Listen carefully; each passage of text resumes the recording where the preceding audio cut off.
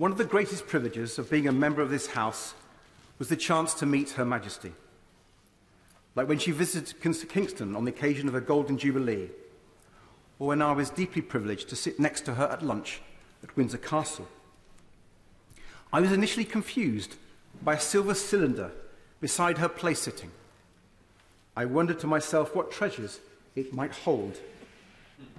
I had my suspicions when, as dessert was served, her beloved corgis were let in and nestled themselves around her feet.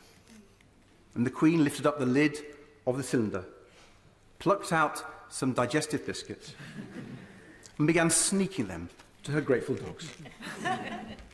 I remember one picnic at Balmoral which was taking place in one of the bothes on the estate. The hampers came from the castle and we all mucked in to put the food and drink out on the table. I picked up some cheese, put it on a plate and was transferring it to the table. The cheese fell on the floor. I had a split-second decision to make.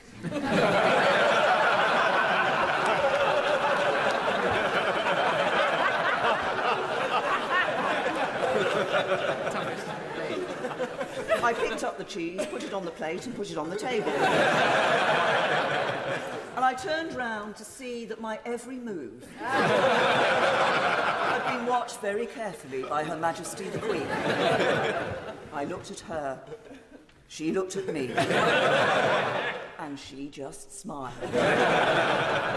And the cheese remained on the table.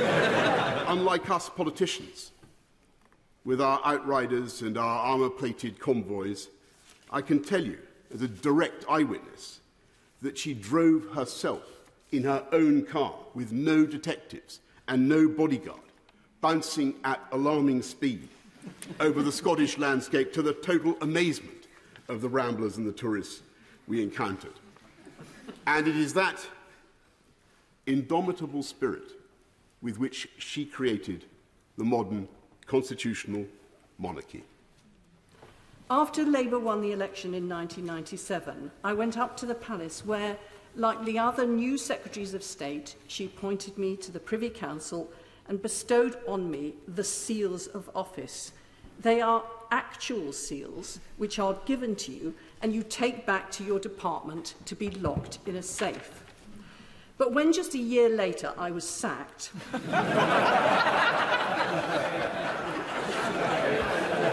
the seals taken out of the safe and taken back to Buckingham Palace, my diary was empty and my phone stopped ringing. My office was astonished to get a call from Buckingham Palace. No one else wanted to have anything to do with me, but the Queen wanted to see me. I was invited to take tea with the Queen for her to thank me for my service as Secretary of State.